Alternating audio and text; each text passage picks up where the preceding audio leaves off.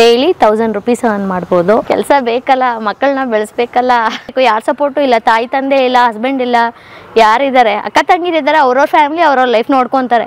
ಯಾರು ನಾವು ಡಿಪೆಂಡ್ ಮಾಡಿ ಬದುಕೋ ಇದೆಲ್ಲ ಒಟ್ಟೋಯ್ತು. ಎಲ್ಲ ಲ್ಯಾಂಗ್ವೇಜ್ ಬೆಸ್ಟು, ಎಲ್ಲ ಲ್ಯಾಂಗ್ವೇಜ್ಗಿಂತ ಕನ್ನಡ ಕಲ್ತ್ಕೊಳ್ಳೋದು ತುಂಬ ತುಂಬ ಬೆಸ್ಟು.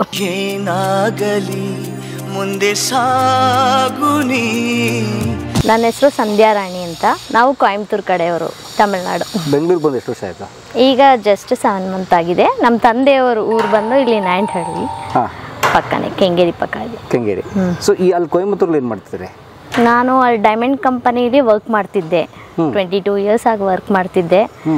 ರೀಸೆಂಟಾಗಿ ಬೆಂಗಳೂರು, ನಮ್ಮ ತಂದೆ ಊರು ಇಲ್ಲಿ ಅಂತ. ಮಗ +1 ಓದ್ತಿದ್ದಾನೆ, ಫಸ್ಟ್ ಇಯರ್ PUC. ಅದೇ ಸ್ವಲ್ಪ ಚೇಂಜ್ ಆಗಿರಲಿ ಅಂತ ಬಂದಿದ್ದೆ. ಸೊ ಡೈಮಂಡ್ ಕಂಪ್ನಿ ಕೆಲಸ ಮಾಡ್ತಿದ್ದೆ, ವಜ್ರದ ಕಂಪ್ನಿ. ಯಾಕೆ ಬಿಟ್ರಿ ಅದು? ಏನಿಲ್ಲ, ತುಂಬ ವರ್ಷ ಆಯ್ತಲ್ಲ ಅಂತ ಬಿಟ್ಟು. ಈಗ ನೀವು ಬೆಂಗಳೂರಿಗೆ ಬಂದು 7 ತಿಂಗಳಾಯ್ತು, ಇಷ್ಟು ಚೆನ್ನಾಗಿ ಕನ್ನಡ ಎಲ್ಲಿ ಕಲ್ತ್ರಿ? ಇಲ್ಲ ಸರ್, ನಂಗೆ ಹುಟ್ಟಿದ್ದು ಮೈಸೂರು. ನಮ್ಮ ತಾಯಿ ತಂದೆ ಎಲ್ಲ ಇದೇ ಊರೇನೆ. ಆಮೇಲೆ ನಮ್ಮ ತಂದೆಗೆ ಬಂದು ಕೊಯಂಬತ್ತೂರಲ್ಲಿ ಕೆಲಸ, ಸ್ಟ್ಯಾಬ್ಲರ್ ಪಿನ್ ಕಂಪನಿ ಅಂತ ಅಲ್ಲಿ ಕೆಲಸ ಮಾಡ್ತಿದ್ರು. ನಾವು ಎಲ್ಲ ಅಲ್ಲೇ ಹೋಗಿ, ನಮ್ಮ ತಾಯಿ ತಂದೆ ಎಲ್ಲ 35 ವರ್ಷ ಅಲ್ಲೇ ಇದ್ರು. ನೀವು ಮದುವೆ ಆಗಿದೆ ಅವ್ರಿಗೆ? ಕುಂಭಕೋಣಂಗೆ. ಕುಂಭಕೋಣಂ. Okay okay. ಸೊ ಈಗ ಇಲ್ಲಿ ಬೆಂಗಳೂರಿಗೆ ಬಂದು ಮಗನ ಓದ್ಸಕ್ಕ? ಓದ್ಸಕ್ಕೆ. ನಮ್ಮ ತಂದೆಯವರು ಇದೇ ತಾನೇ, ಮಗ ಮಗಳೆಲ್ಲ ಇಲ್ಲೇ ಹಂಗೆ ಟ್ರಾನ್ಸ್ಫರ್ ಆಗಿದ್ದೀವಿ ಬ್ಯಾಂಗ್ಳೂರ್. ಎಷ್ಟು ಮಕ್ಕಳು ತಮ್ಮ? 2. ಏನು ಓದ್ತಾರೆ? ಮಗ +1 ಓದ್ತಿದ್ದಾನೆ, ಫಸ್ಟ್ ಇಯರ್ PUC. ಪಾಪ 10th ಓದ್ತಿದ್ದಾಳೆ. Okay okay. ಸೊ ಏನು ಡ್ಯೂಟಿ ಇದೆ ನಿಮ್ಮದು? ನಂದು ಝೊಮ್ಯಾಟೊ ವರ್ಕ್ ಮಾಡ್ತಾ ಇದ್ದೀನಿ ಸರ್, ಡೋರ್ ಡೆಲಿವರಿ ಮಾಡ್ತಿದ್ದೀನಿ. ಹಾಂ. ಸೊ ಹೇಗೆ ಸಿಗ್ತಿದ್ದು? ನಾನೇ ಓನಾಗಿ ಐಡಿಯಾ ಇತ್ತು. ಸರಿ, ನಮ್ಮ ರೆಗ್ಯುಲರಾಗಿ ನಮಗೆ ವೀಕ್ಲಿ ಒನ್ಸ್ ಹೆಂಗೆ ಕಂಪನೀಲಿ ನಾವು ಒಂದಿನ ಸಂಡೇಸ್ ಲೀವ್ ಕೊಡ್ತಾರೋ ಅದೇ ಥರ ಒಂದಿನ ನಾವು ಲೀವ್ ತೊಗೊಬೋದು. ಆಮೇಲೆ ಮಿಕ್ಕಿದ ದಿನ ವರ್ಕ್ ಮಾಡ್ಕೋಬೋದು, ನಮ್ಮ ಸೌಕರ್ಯವಾಗಿ ಇರುತ್ತೆ. ಬಟ್ ಬೇರೆ ಡ್ಯೂಟಿ ಟ್ರೈ ಮಾಡಲಿಲ್ಲ? ಅದು ಬಿಟ್ಟು ನಾನು ಪಾರ್ಲರ್ ಮಾಡ್ತಿದ್ದೀನಿ ಸರ್. ಪಾರ್ಲರ್ ಓನ್ ಬಿಸ್ನೆಸ್ ಅಂದರೆ ಯಾರಾದರೂ ಕರೆದ್ರೆ ಆನ್ಲೈನಲ್ಲಿ ಹೋಗ್ತೀವಿ. ನೀವು ಅಂಗಡಿ ಥರ ಮಾಡಿಲ್ಲ? ಅಂಗಡಿ ಥರ ಮಾಡಲ್ಲ, ನಮ್ಗೆ ನಾನು ಸಿಂಗಲ್ ಪ್ಯಾರೆಂಟ್ ಸರ್, ಅದಕ್ಕೆ ಏನೂ ಇಲ್ಲ. What is single parent? Single parent ಅಂದರೆ ನಮ್ಮ ಯಜಮಾನ್ರು ತೀರ್ಕೊಂಡಿದ್ದಾರೆ. 10 ವರ್ಷ ಆಯಿತು, ಅವ್ರು ತೀರ್ಕೊಂಡಿದ್ದಾರೆ. ಹಾರ್ಟ್ ಅಟ್ಯಾಕ್ ಬಂದು ತೀರ್ಕೊಂಡಿದ್ದಾರೆ. ಅಂದರೆ 10 ವರ್ಷ ಅವ್ರು ತೀರ್ಕೊಂಡಾಗ ಮಕ್ಕಳು ನೀವೇ ನಾನೇ ಸಾಕ್ತಾ ಇದ್ದೀನಿ. ಸೊ ಇದನ್ನ ಯಾಕೆ ತೊಗೊಂಡ್ರಿ? ಈಗ ಉದಾಹರಣೆ ಕೆಲವರು ಗಾರ್ಮೆಂಟ್ಸಿಗೋ ಅಥವಾ ಫ್ಯಾಕ್ಟ್ರಿ? ಅದು ನಮಗೆ ಸ್ಯಾಲ್ರಿ ನಮಗೆ ಸಾಲಲ್ಲ. ಇದಂದರೆ ಡೈಲಿ 1000 ರೂಪೀಸ್ ಅರ್ನ್ ಮಾಡ್ಬೋದು. ಪೆಟ್ರೋಲ್ ಇಲ್ಲದೆ 1000 ರೂಪೀಸ್ ನಿಲ್ಲುತ್ತೆ, ಅಷ್ಟು ಎಫರ್ಟ್ ಹಾಕಿ ಮಾಡಿದ್ರೆ. ಬೇರೆ ಯಾವ ಕೆಲ್ಸಕ್ಕೆ ಹೋದ್ರೂ ನಮಗೆ ಅಷ್ಟು ಅಮೌಂಟ್ ಸಿಗಲ್ಲ. ಬೆಂಗಳೂರೆಲ್ಲ ಗೊತ್ತಾ ನಿಮ್ಗೆ ಓಡೋಕ್ಕೆ? ಮ್ಯಾಪ್ ಹಾಕೊಂಡು ಹೋಗ್ತೀವಿ, ಬರ್ತೀವಿ ಅಷ್ಟೇ. ಸೊ ಎಷ್ಟು ಗಂಟೆಗೆ ಹೇಳ್ತೀರಿ? ಹೇಗೆ ಶುರು ಆಗುತ್ತೆ? 6 o'clock, 5:30 ಎದ್ದೇಳ್ತೀವಿ. ಆಲ್ ರೊಟೇಷನ್ ಮಕ್ಕಳನ್ನ ರೆಡಿ ಮಾಡ್ತೀವಿ, ಅಡುಗೆ ಮಾಡ್ತೀವಿ. ಪಾಪ ಸ್ವಲ್ಪ ಹೆಲ್ಪ್ ಮಾಡ್ತಾರೆ. ಅವ್ರಿಗೆ 8 o'clock ಎಲ್ಲ ಸ್ಕೂಲ್ಗೆ ಇದು ಮಾಡಿಬಿಟ್ಟು ನಾನು 9 o'clock ಬರ್ತೀನಿ. ನೈಟ್ 10ವರೆಗೂ ಮಾಡ್ತೀನಿ. 12 hours ಮಾಡಬೇಕು. 12 hours ಮಾಡಿದ್ರೆ ಲಾಗಿನ್ ಅವರ್ ತೋರಿಸಿದ್ರೇ ನಮಗೆ ಇದರಲ್ಲಿ 1000 ರೂಪೀಸ್ ಅರ್ನ್ ಮಾಡ್ಬೋದು. ಲೇಡೀಸ್ಗೆ ಡೈಲಿ ಇನ್ಸೆಂಟಿವ್ ಅಂದರೆ. ಅಂದರೆ ಲೇಡೀಸ್ಗೆ ಬೇರೆ, ಜೆಂಟ್ಸ್ ಬೇರೆ ಕೊಡ್ತಾರಾ? ಲೇಡೀಸ್ಗೆ ಬಂದು ಡೈಲಿ ಇನ್ಸೆಂಟಿವ್ ಬರುತ್ತೆ, ಅವರು ವೀಕ್ಲಿ ಇನ್ಸೆಂಟಿವ್ ಮಾಡ್ತಾರೆ. ಜೆಂಟ್ಸ್ ಬಂದು ವೀಕ್ಲಿ ಇನ್ಸೆಂಟಿವ್ ಮಾಡ್ತಾರೆ. ಅವ್ರಿಗೆ ಲಾಂಗ್ ಕೊಡ್ತಾರೆ. ಝೊಮ್ಯಾಟೊ ಇಷ್ಟ ಆಗಿದ್ದ ಕಾರಣನೇ 5 kilometers ಒಳಗಡೆ ಹಾಕ್ತಾರೆ, ಅದೇ ತುಂಬ ಸಂತೋಷ. ಬೇರೆ ಬೇರೆ ಇದರಲ್ಲೆಲ್ಲ ತುಂಬ ಲಾಂಗ್ ಎಳೆದು 10 kilometers 12 kilometers ಎಳೆದು ಬಿಡ್ತಾರೆ. ಇದೀಗ ಇರೋ ಬೆನಿಫಿಟ್ಟೇ 5 kilometers ಒಳಗಡೆ ಕೊಡ್ತಾರೆ ನಮಗೆ ಆರ್ಡರ್ಸ್. ಅದೊಂದೇ ಬೆನಿಫಿಟ್. ಹೆಣ್ಮಕ್ಳಿಗೆ ಮಾತ್ರ. ಹುಡುಗರು ಬೇರೆ ಬೇರೆ. ಡೈಲಿ 23 100 kilometer ಮೇಲೆ ಓಡಿಸ್ತೀವಿ. 120 kilometers ಡೈಲಿ. ಕಿಲೋಮೀಟ್ರ್ ಅಷ್ಟು ಬರುತ್ತೆ. 20 23 24 ಆರ್ಡ್ರ್ ಹೊಡಿತೀವಿ. ಮಾಡ್ತೀರಿ? ಮಾಡಲೇಬೇಕು ಸರ್, ಖಂಡಿತ. Very nice. ಸೊ ಮಧ್ಯಾಹ್ನ ನಿಮ್ದು ಊಟ 4 o'clock ಆಗುತ್ತೆ. ಮೇನ್ ಪೀಕ್ 12 o'clock ಇಂದ 4:30ವರೆಗೂ ಕಂಪಲ್ಸರಿ ತೋರಿಸ್ಬೇಕು, ಆಗಲೇ ಒಳ್ಳೆ ಆರ್ಡರ್ ಕೊಡ್ತಾರೆ ಅಷ್ಟೇ.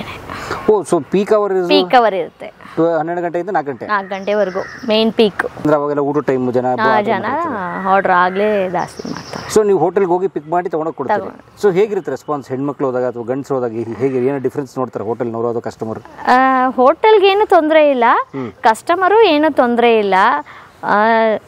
100ರಲ್ಲಿ 1-2 ರೂಡಾಗಿ ಮಾತಾಡ್ತಾರೆ. ಮಿಕ್ಕಿದೆಲ್ಲ ನಾನು ನೋಡಿದ್ದಂಗೆ ಬಂದು ಇಷ್ಟು ವರ್ಷ ಇಷ್ಟು 7 ತಿಂಗಳಿಂದ ಇಲ್ಲಿ ಮಾಡ್ತಿದ್ದೀನಿ. 7 ತಿಂಗಳಾಯ್ತು. 7 ತಿಂಗಳು ಝೊಮ್ಯಾಟೊ ಮಾಡಿದ್ದೀರಿ. ಹಾಂ ಮಾಡಿ. ಕೆಲಸ ಬೇಕಲ್ಲ, ಕೂತ್ಕೊಳ್ಳಂಗಿಲ್ಲ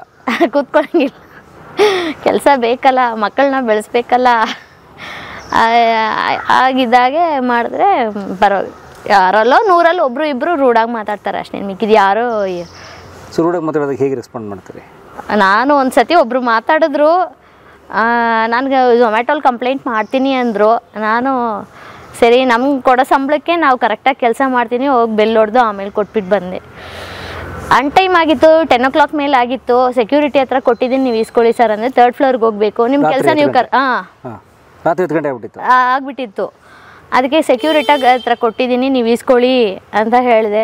ನಿಮ್ಮ ಕೆಲಸ ನೀವು ಮಾಡಲ್ವಾ, ಸಂಬಳಕ್ಕೆ ತಾನೇ ನಾವು ಝೊಮ್ಯಾಟೋಗೆ ಇದು ಮಾಡ್ತೀನಿ, ಕಂಪ್ಲೇಂಟ್ ರೈಸ್ ಮಾಡ್ತೀನಿ ಅಂದರು. ಫುಡ್ ಬಂದು ಸೇರಿಲ್ಲ ಅಂತ ಹೇಳ್ತೀನಿ ಅಂತಂದರು ಒಬ್ಬರು. ಆಮೇಲೆ ನನಗೆ ಇಲ್ಲ ಸರ್ ಬೇರೆಯವರು ಇದು, ನಾನು ತುಂಬ ಒಂಥರ ಆಯಿತು ಅವ್ರಿಗೆ ಸ್ಟ್ರೈಟಾಗಿ, ಬೇರೆಯವ್ರು ಇದರಲ್ಲಿ ಈ ಥರ ತಪ್ಪು ಮಾಡಬೇಡಿ, ಇದು ನಂಬಿನೇ ನಾವು ಬದುಕ್ತಾ ಇದ್ದೀವಿ ಅಂತ ಹೇಳ್ಬಿಟ್ಟು ಬಂದೆ. ಅಷ್ಟಕ್ಕೆ ಮುಗೀತು.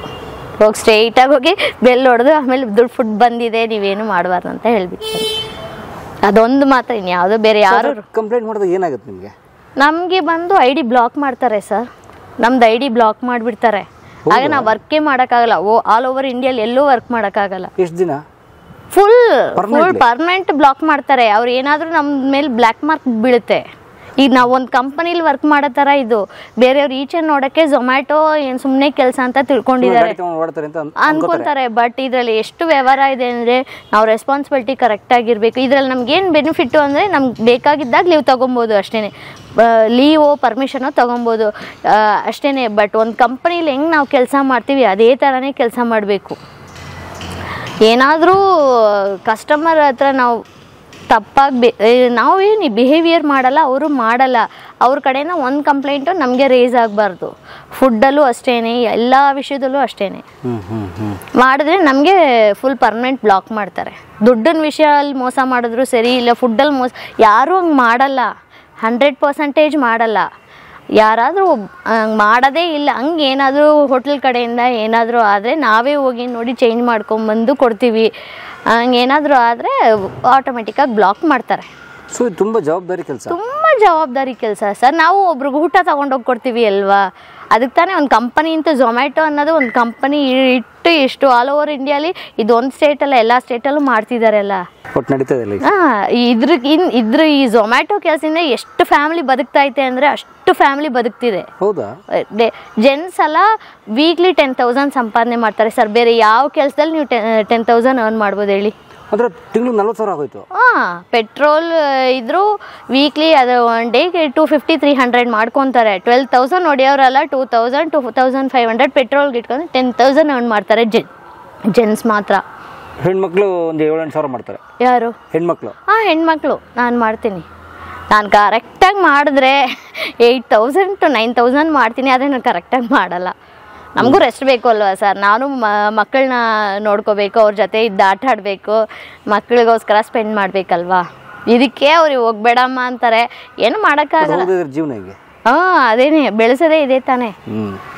ಮಕ್ಕಳ ಕಾಲೇಜ್ ಫೀಸು ಎಲ್ಲ ಮಾಡಬೇಕು, ವಿದ್ಯಾಭ್ಯಾಸ ಎಲ್ಲ ಮಾಡಬೇಕು ಸರ್. ಯಾವುದು ಸೇವಿಂಗ್ಸ್ ಇಲ್ಲ?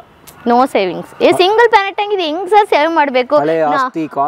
ಇಲ್ಲ ಸರ್, ಅದೆಲ್ಲ ಎಲ್ಲ ಒಂದು ಸಿಂಗಲ್ ಪ್ಯಾರೆಂಟ್ ಆಗಿ ಇಟ್ಕೊಂಡು ಮಕ್ಳಿಗೆ ಓದಿಸಿ, ಬಾಡಿಗೆ ಮನೆಯೇ, ಸ್ವಂತ ಮನೆ ಇಲ್ಲ, ಅದನ್ನೆಲ್ಲ ಇಟ್ಟು ಒಂದೊಂದು ನಾವು ಮಾಡಿ ರೊಟೀನ್ ಮಾಡೋ ಅಷ್ಟೊತ್ತಿಗೆ ಬೇಕಲ್ಲ. ಯಾರು ಸಪೋರ್ಟ್ ಆದರೂ ಬೇಕು. ಯಾರು ಸಪೋರ್ಟು ಇಲ್ಲ, ತಾಯಿ ತಂದೆ ಇಲ್ಲ, ಹಸ್ಬೆಂಡ್ ಇಲ್ಲ, ಯಾರಿದ್ದಾರೆ, ಅಕ್ಕ ತಂಗಿರಿದ್ದಾರೆ, ಅವ್ರವ್ರ ಫ್ಯಾಮಿಲಿ ಅವ್ರವ್ರ ಲೈಫ್ ನೋಡ್ಕೊತಾರೆ. ಯಾರು ನಾವು ಡಿಪೆಂಡ್ ಮಾಡಿ ಇದೆಲ್ಲ ಹೊಟ್ಟೋಯ್ತು.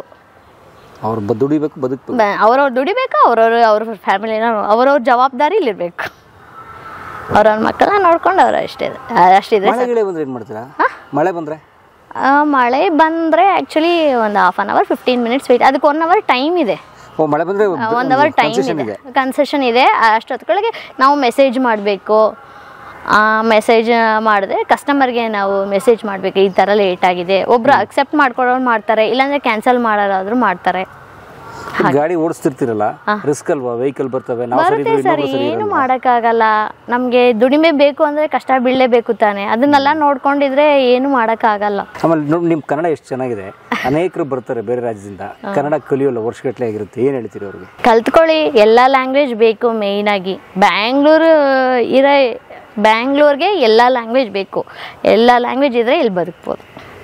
ಈ ಕೆಲಸಕ್ಕೆ ನಾವು ಫುಲ್ ಇಂಗ್ಲೀಷ್ ಮಾತಾಡೋರ ಹತ್ರ ಮಾತಾಡ್ತೀವಿ, ಕನ್ನಡನೇ ಅವ್ರಿಗೆ ಸುದ್ರಾಮ್ ಬರಲ್ಲ.